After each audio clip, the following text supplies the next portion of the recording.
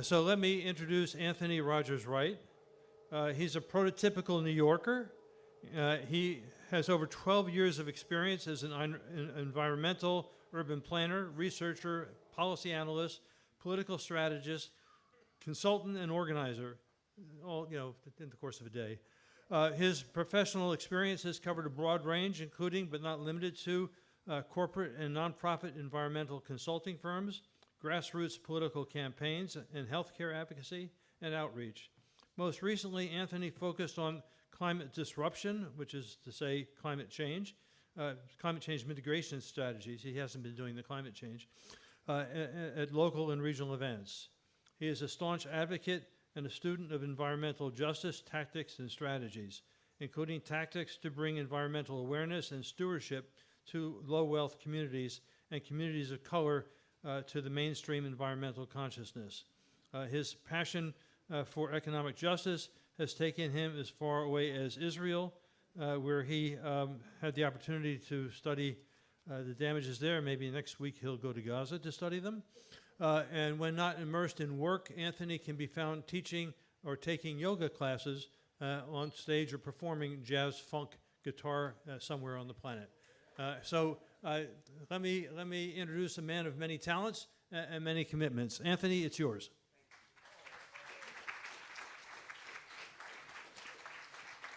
Thank you so much, everyone. Anthony Rogers Wright. It's really great to be here. So awesome to see so many amazing souls coming together for, some truths that simply have to be told where we are right now.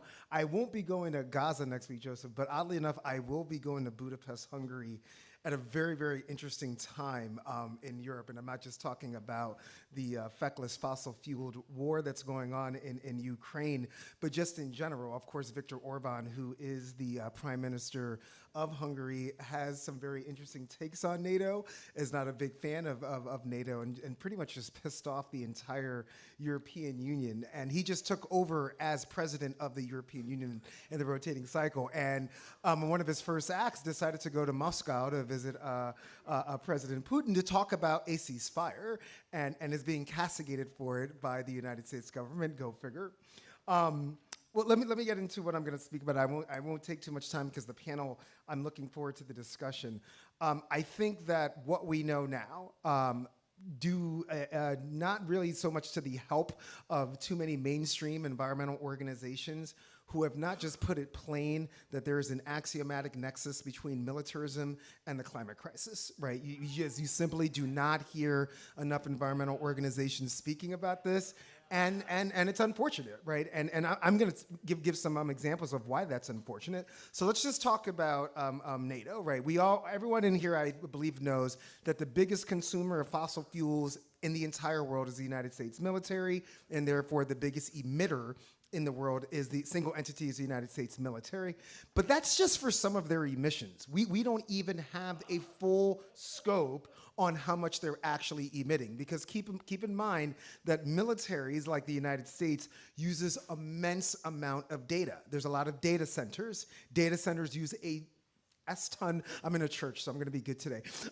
You use a lot of energy and create a lot of emissions, right? That's why we see the Gates of the world and the Bezoses of the world attempting now to kind of portray themselves as climate champions because they know that they're biggest culprits of it. But the United States military, of course, uses a lot of data. But let's talk about NATO. NATO's overall military spending in 2023 was $1.34 trillion. It's hard not to laugh when you say a figure like that, right? Peace should not cost $1.34 trillion, right? War costs $1.34 trillion. Peace, it turns out, is better for the climate and also better for economies. But call me socialist, but that's just what I think. But this $1.34 trillion in 2023 produced an estimated 233 million metric tons of carbon dioxide equivalents, which is more than the combined emissions of Colombia and Qatar, okay? Now NATO's also, they are proposing a increase of $126 billion more to their budget. I guess just can't find it with $1.34 trillion. You know, we need a little bit more, but 126, which will lead to an estimated 31 million metric tons more of carbon dioxide equivalents, which is the equivalent of about 6.7 million US cars on the road. So many people heard in 2015, a lot of climate people left the city of Paris after spending a lot of money to get there and emitting a lot of emissions. This Paris Climate Agreement came about. I'm here to tell you that it's a sham. Anything that was sponsored by the fossil fuel industry is probably not a good climate agreement. But let's just say that is the baseline. The International Panel of Climate Change says that we are supposed to reduce 43% of global emissions by 2030 compared to 2019 levels. That's not going to happen, folks, because that would require an annual reduction of military emissions of at least 5%. NATO is increased in 2023 alone its emissions by 15%, and they're looking to increase even more emissions as this feckless, unnecessary fossil-fueled war continues. And even though NATO's increase of military spending would pay for the minimal of climate financing, you may have heard of things like loss and damage. We like to call it a Black Alliance for Peace climate reparations, which governments are saying, we just can't find the money. We can't find the money. But NATO's total military spending in 2023 would pay for this financing 13 times over and provide levels of climate finance I wouldn't say needed to address the climate crisis. I would say needed to survive it, right? We just have to be honest that unfortunately, what's in the atmosphere is baked in, and we are seeing consequences right now. You may have been outside today. For instance, it's 118 degrees in Las Vegas right now. It's not, and keeping in mind, it's not even the afternoon, right? They're still in the morning out there, and they're setting to break records. This all to say, and I'm gonna wrap up in a moment. All to say that as long as NATO continues, the emissions are going to continue. As long as these feckless wars continue, the emissions are going to continue. One of the best things that we could do for the planet, literally, is to disband NATO from just a sheer scientific perspective, right?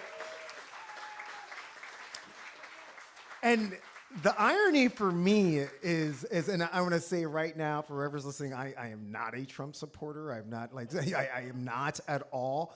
However, it is really, really interesting right now that you have a neoliberal so-called center-left party in the Democrats who are saying, we are the party of science, and the Republicans are the climate deniers, and here they are saying, no, we need more money for war, more money for NATO, more money to basically saber-rattle a nuclear power in the form of Russia and all of their allies.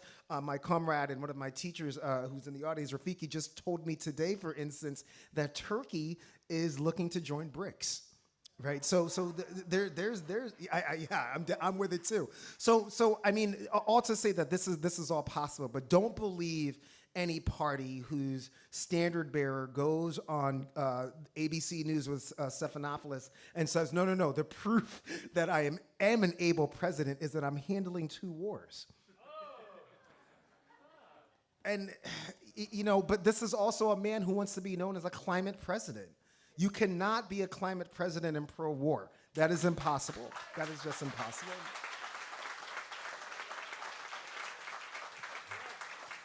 The last thing that I'll say is that there are some really unfortunate things also. When we're talking about carbon dioxide equivalents, that includes a very, very nasty fossil fuel known as methane found through fracking. That is what the military is emitting the most. Here's the issue with that. Methane, when it goes into the atmosphere in its first 20 years, is 80 times more heat trapping than carbon dioxide. So the military is literally, if there was a worse fossil fuel to emit other than coal, the military is doing that right now. We don't have 20 years for this to dissipate. Tipping points have already been broken and hard choices are gonna have to be made. But I'm just gonna read you the other environmental impacts that we also have to consider because these too often are invisible eyes.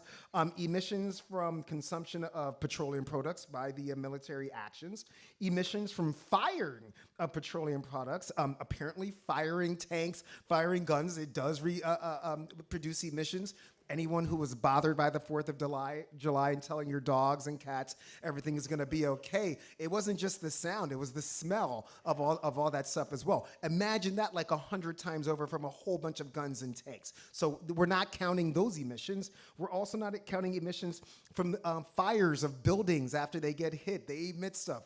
Buildings were made with really bad stuff like asbestos and other stuff you probably don't want to breathe in. We're not accounting for that. And then we're also not accounting from emissions from forest fires and the destruction of agricultural lands, which is a spoil of war. Right? Destruction of forests. Forests, by the way, have trees. Trees, by the way, trap carbon dioxide. They are good things. We should be cutting military budgets, not cutting down trees. So that's all I'm going to say. I'm looking forward to this.